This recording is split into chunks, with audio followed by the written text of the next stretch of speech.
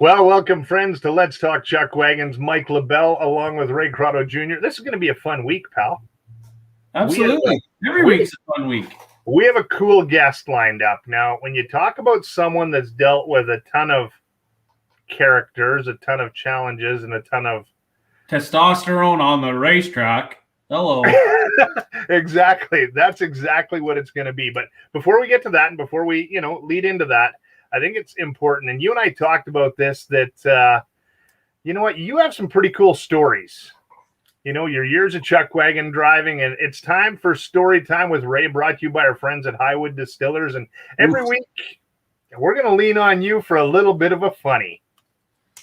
Okay. I guess this week we're going to talk about, after the first show, we had some good feedback, and I had some phone calls and some, just some good people saying good things. And I had a call from Darcy Fladd, and he called, and we're, just kind of shooting the shit and talking about horses and, and just talking about wagons and what everybody was up against. And then probably went on for about 10, 15 minutes.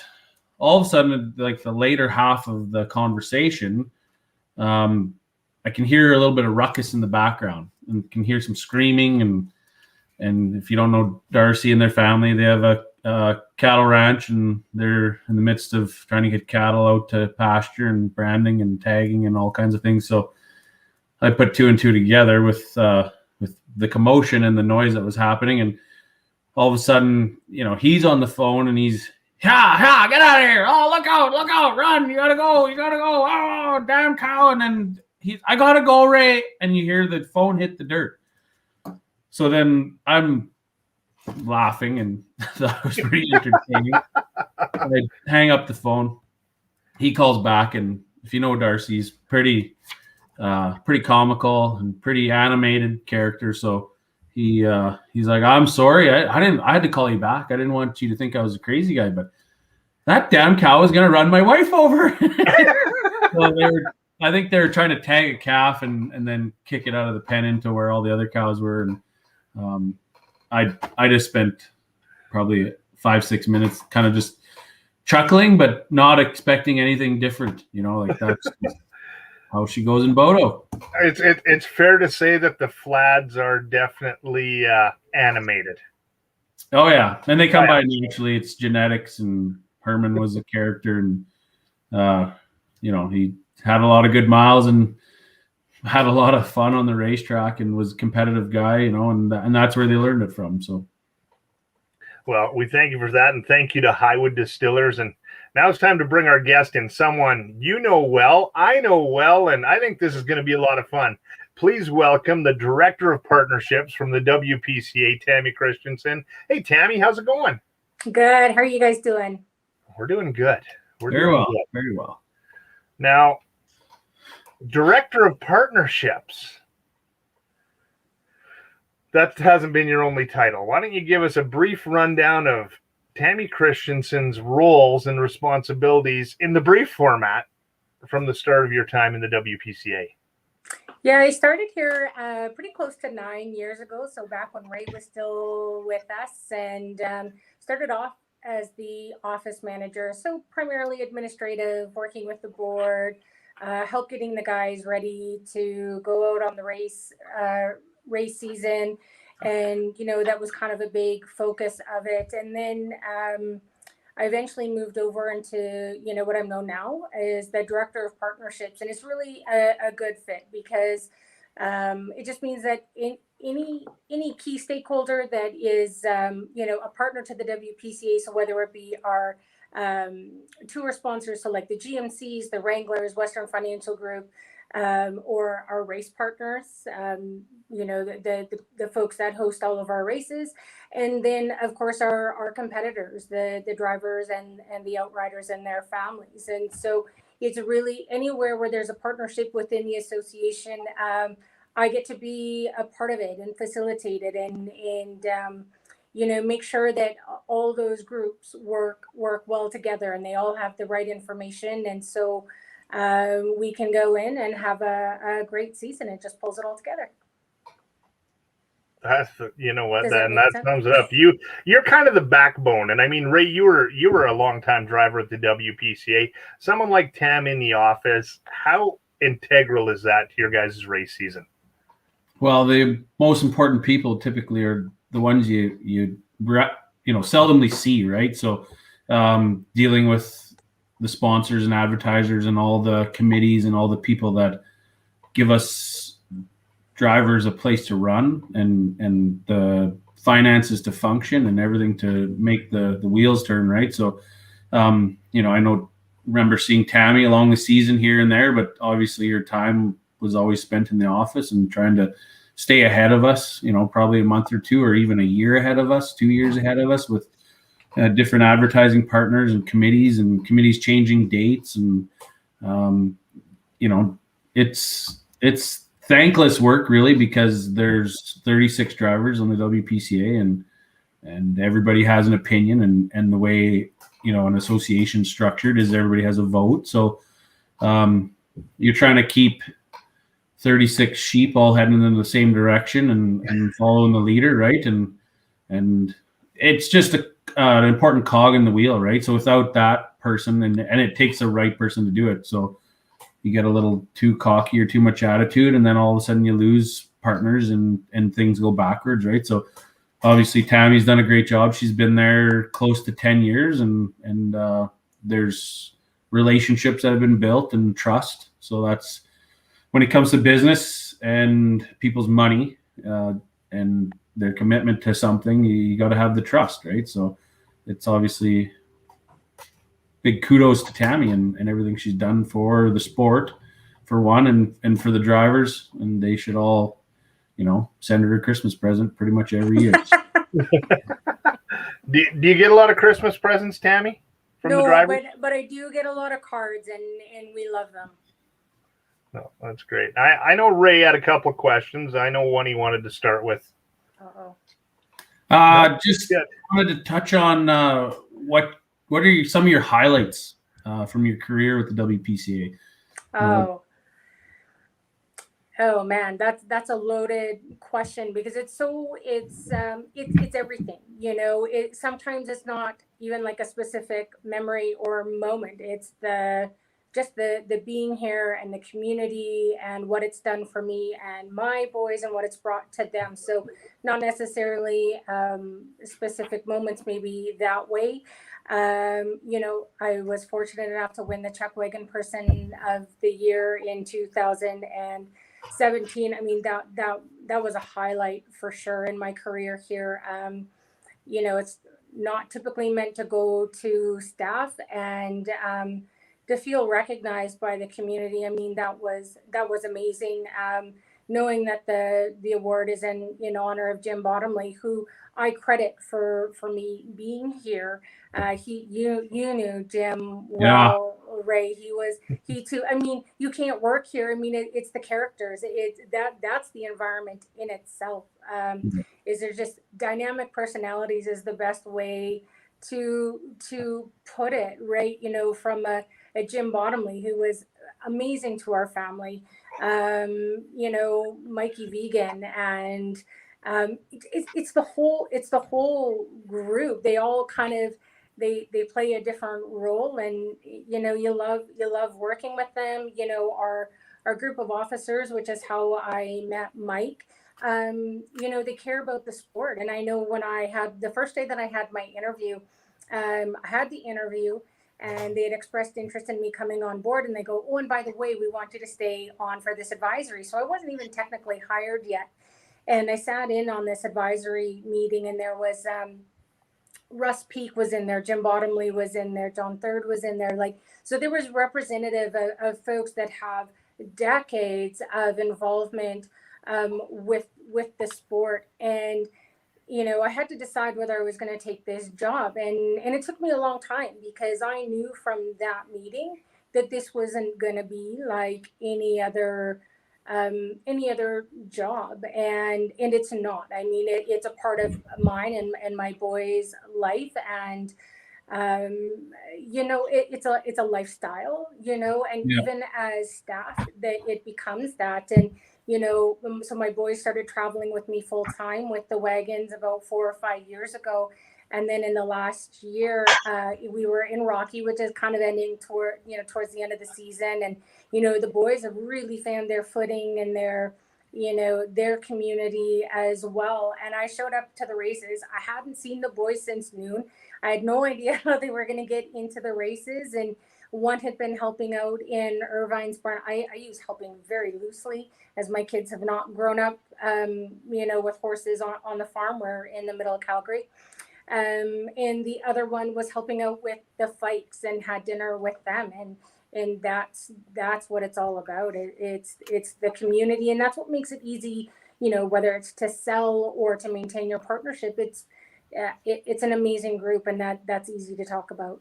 You hit the nail on the head there when it comes to the community and the family. So when you're, in a role like Tammy's, you're part of the family, and everybody, knows that you're working for them and working for the sport. And the ability to have your family and your kids out there and them grow up in that atmosphere and have their, I want to call their Chuckwagon gang or their summer gang that they cruise with, and they're bunch of kids, just like every other family, and they seem to team up and they grow up together, and it's something that I wish my kids got a little bit more of, because when I retired, they're both under 10 years old, and now my oldest is 16 and my middle daughter is 13 and my youngest daughter's just turned 1. So but the traveling and the experiencing, just getting down the road and going across Alberta and Saskatchewan and BC and interacting, their social skills as a family and growing up are so much better, because there's sponsors that are talking to them and drivers and everybody. And then at the end of it all, everybody's looking out for each other's kids. Hey, your kid just wiped out on a bike and is bleeding from eyeball to asshole. You might want to come over here. We had that exact thing happen in Century Downs at the very last show of our last season, and that's it. That's exactly it. And I tell you, they rally around you, Carter, because they were playing a game where one kid was on the bike and everybody else was in the grandstands. And it was the one night, so the Century Downs group cooked us all dinner. It was the most amazing night. We got the night off, and we were just having a really good time all visiting. And all of a sudden, a local Century Downs person and all the kids came around, because when you were on the bike, you had to try and avoid being hit by the shoe, as you do. So every kid in the grandstand was pelting the kid on the bike with shoes. And so he had to avoid the shoes. And so he was watching the shoes, and he ran right into an electrical box and straight down. And anyways, we had to take him to Children's Hospital. But I tell you, I had 3 drivers on either side of Carter and me offering to come to the hospital with us, texting while we were at the hospital. Like, you just knew it was so genuine and so loved. That's not just a job. Yeah, exactly. Now, in your job, and Ray brought it up, you're kind of herding 36 sheep along with, maybe another 15 or 20 outriders.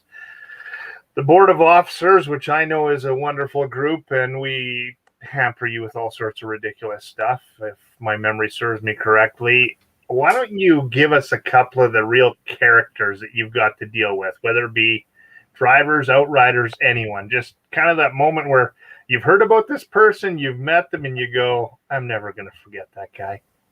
That's a difficult one, because honestly, you could name any one of our 36 drivers. I'll use Mike Vegan again, because my first interaction with him, we bumped heads a little bit, and he turned out to be one of my closer friends. And when you were telling the Darcy story, when you guys said animated, that's the exact word that was in my mind. I mean, these guys are all stars, and so they've all got really big personalities, and that's what makes it great. It's what makes it challenging, but it's also what makes it great, and it's why they're the best at what they do.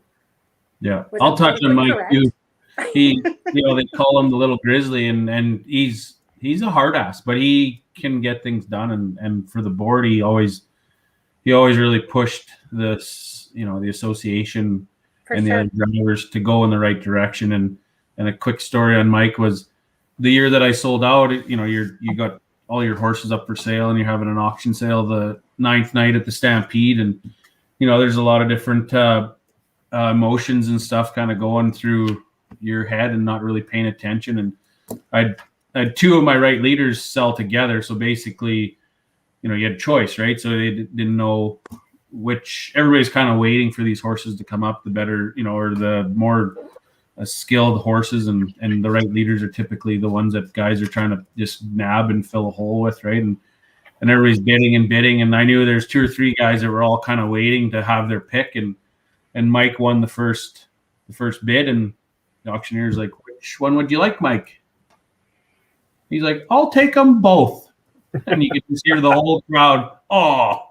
Right. So, anyways, he was a character. He was a guy I kind of always got along with, and I'd lent horses to back in the day. I guess a bad story I should bring up, but the year Jim Nevada retired was kind of somewhat because of me, because I'd lent my good lead team to Mike the last night, I think it was, in Red Deer, and Mike run a day money, I think, off a 2-barrel with this lead team, and he come back and he's like, "I understand why you kick everybody's ass with this lead team." And they're a nice set of horses, but in the end it got Mike into Calgary and bumped Nevada out, and then Nevada ended up retiring, so I kind of feel bad. But Mike was married to my auntie at the time, and Chance is my cousin, and so it's just another note on wagons and how you kind of family and blood helps each other, whether you like them or not. Now, Tammy, what does this race season look like? And I don't want to put you on the spot when I say this, because I know there's some decisions to be made. Is there any for sure dates so far in the WPCA? Yeah, so Strathmore Stampede, they've got their tickets on sale. We know that High River's ready to go right after what would have been those Calgary dates. So I think that's around the 21st or 22nd of July, followed by Strathmore Stampede. We've got a couple of shows that have asked to move back. So they had to lose their June dates just because of restrictions. We've got Medicine Hat and Bonnyville just waiting to kind of set up those dates. Dawson Creek is still sitting there, and as well as Century Down. So we've still got 7 shows on the docket. We've got a board meeting tomorrow morning, which will hopefully help us get that back into the season set up and ready to come back strong and help the guys get through to 2022, where we can, get back to a little bit more regular year and start building again. And Ponoka basically is in a board meeting as we speak, I guess. Yeah. Because their dates kind of time right out with when the world's supposed to magically come back to normal, right? So and that's exactly it. And they're, so they're really in a little bit of a gray area that makes it difficult. Instead of, where, we'll use Strathmore because they're, the end of July, beginning of August, where they're like, yeah, we're in, and even if things take a week or 2 longer, we're still good, right? And they're prepared to go. They did a lot of scenario planning for below, but a show like Ponoka, they've got some pretty heavy fixed costs to put that on. And because they're in that little bit of gray area, it makes it a bit tougher. But, we've had some good conversations with them. We know how supportive they are of the wagons. It's a really great partnership. And so we'll keep our fingers crossed for good news tonight. Well, and Ponoka legitimately values the Western heritage, values roading, values wagons. And it's a pretty unique opportunity for them, considering the changes that have happened here in the last 4 or 5 days. And I think, that being said, there's probably a lot of thinking going on at this board meeting, and how can we, obviously be ready for whatever COVID, non-COVID brings us, and how can we grow the sport and take over a role as a monument in the sport, right? Yeah. Now we're moving forward into the race season, and it's like Ray stated, miraculously we're going to be COVID free by July 1st. Everything's going to be wonderful because Dr. Ray knows everything. Dr. Ray, the zookeeper. Wagon drivers don't get COVID. Didn't you know that? Don't get COVID. Rule number 1. Okay. Rule number 2: outriders drink so much whiskey that they don't get COVID either. So we're good. Well, hey, as long as you got this covered, what does the Tarp Auctions look like right now, or how does that going to shape up this year, Tammy? We really actually only have the one right now, which is typically Ponoka Stampede. And so we're working, it kind of ties into the decision that's made tonight. And we've talked to them ahead of this that, assuming that they go, we'll have a Tarp auction. And then, the other one, a lot, for the remainder of the shows, a lot of the guys have always kind of been reaching out to their sponsors. So we were starting to find that there were fewer that were actually coming through the Tarp sales. So we've created an avenue where, people who are interested in sponsoring a wagon can reach out to myself at the office and we can connect them with a Tarp that's available. No, and that's, that becomes an integral part of marketing. And I know Ray's touched on it in our past episodes, what great things his sponsors do. And you look down at the bottom of our screen at Cinch Oilfield Hauling. A big thank you to Cole and the whole group there for bringing us Let's Talk Chuckwagons. I guess if we take us throughout what a season looks like from your chair in the office, when do you start planning? How do you move forward with things? And, obviously it's a whole year, but when does the next season really start? It starts as we're wrapping up the season that we're in. And often, if I'm in Dawson Creek, we're talking to Connie about what next year looks like. And, we're always looking ahead at the cycle of our contract so we know which ones we've got to be doing. So, we're working on the next season before we've even wrapped. The one that we're in, we're always looking forward to where our sponsorship agreements are so that we're ahead on that and we can plan accordingly. We do a wrap up typically of the season. We do our banquet, which Mike, you got to MC for us one year. We do that in October, and then, November, December, we're signing contracts. And then I always know when I'm back for Christmas break, we do close for about 10 days over Christmas. And then when we're back on January 2nd, it is full tilt to be ready for the season and make sure the guys have all their stuff. I mean, I really look at my job that I want to make it easy for the guys to show up so that they can focus on racing, whether it's the outriders and really the drivers, that when they show up, that they're able to think about racing, that they don't have to think about the other pieces that go into it. And that's really where I focus my job when it comes to working with our drivers. No, perfect. I know Ray will have something here, but just quickly, I'm going to jump in and say, friends, if you're watching, and I can see a bunch of you online, if you want to ask any questions to either Tammy or Ray, feel free to drop them down there in the comment section.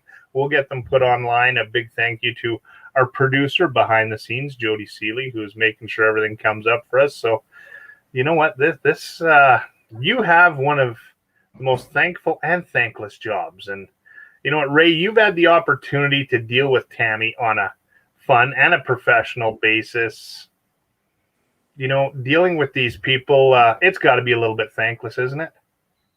Well, I think, as a wagon driver, I knew how I was, right? So it's like, hey, you haven't paid your membership yet. Oh, frick, I thought I paid it last year at the finals. Didn't you take it off your check? No, you didn't, or whatever, right? So then, or hey, you got to come get your race jackets, or hey, I lost some race jackets. Can somebody find me some race jackets? And then, I don't know, it's trying to change parking spots, and you're dealing with, the board of directors, and it all ends up funneling down to her to do the, dot the I's and cross the T's. So, it's just a integral spot. Like, they're outside of the president, and she basically is the queen bee of, the board of directors, the president, the vice president, the marketing person. She takes everybody's crap and balls it up and turns it into a game and we get to go out and play it. So yeah, it's pretty impressive.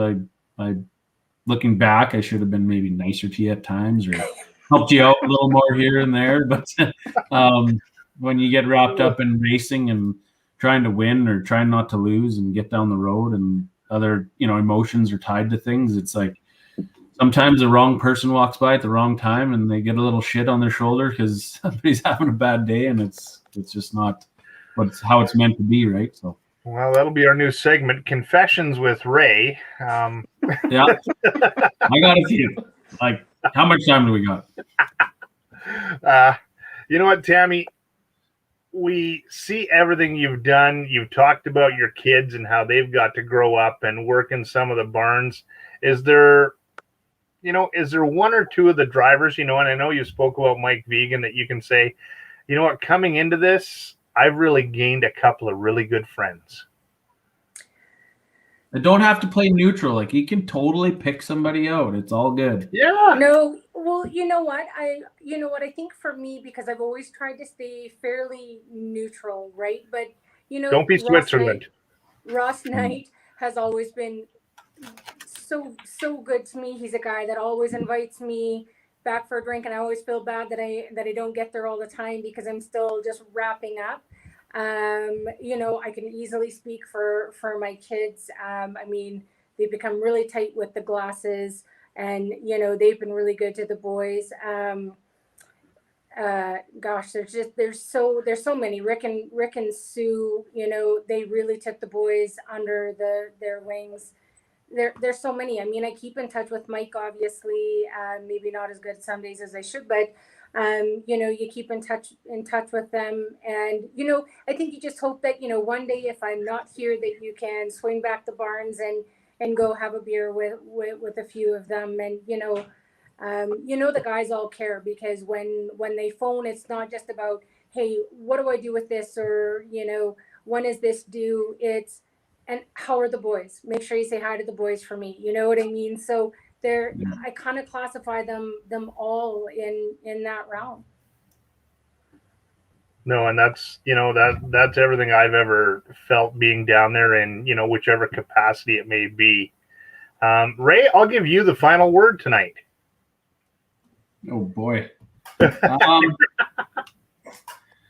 guess obviously there's the wagon world, the rodeo world, Western Heritage in the last 2 years that went through a lot of peaks and valleys, and we're looking forward to what you guys can salvage and put together.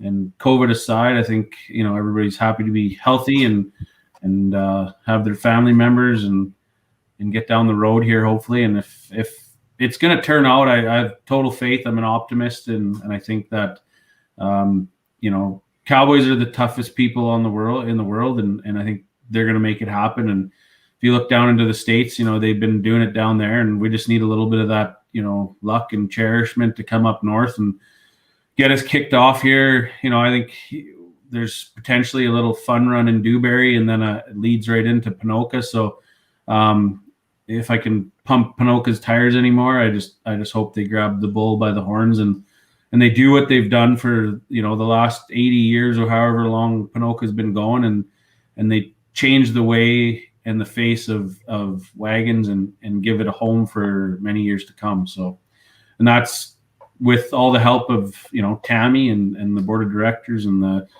president and marketing person and both associations, right? So you see the things that the CPCA are trying to do and evolve and trying to get through things, and I think that's just we're all survivors, right? And we're all not ready to give up. So I give you guys a lot of kudos and a lot of support, and I guess if you ever need any help in the future, just holler. Excellent. Thanks, Ray. He'd make a great filing clerk, I'm sure of it. Shredder, right in the shredder. Delicate hands. Well, Yeah. Thank you so much, Tammy Kristiansen. Thanks, Ray. You know what? All the best to the whole WPCA family, and hopefully we hear good news out of Ponoka coming up. Once again, friends, if you're going to be watching this afterwards, we're live now, but this will stay on Limelight Audio and Media as well as Let's Talk Chuckwagons. Go ahead, leave your comments, ask your questions, and we can forward them on to Tammy. On behalf of Cinch Oilfield Hauling and Limelight Audio and Media, I'm Mike LaBelle. For Ray Croteau and Tammy Kristiansen, do us a favor. Drink responsibly, drive safe, give your kids a hug. God bless. We'll see you all next week.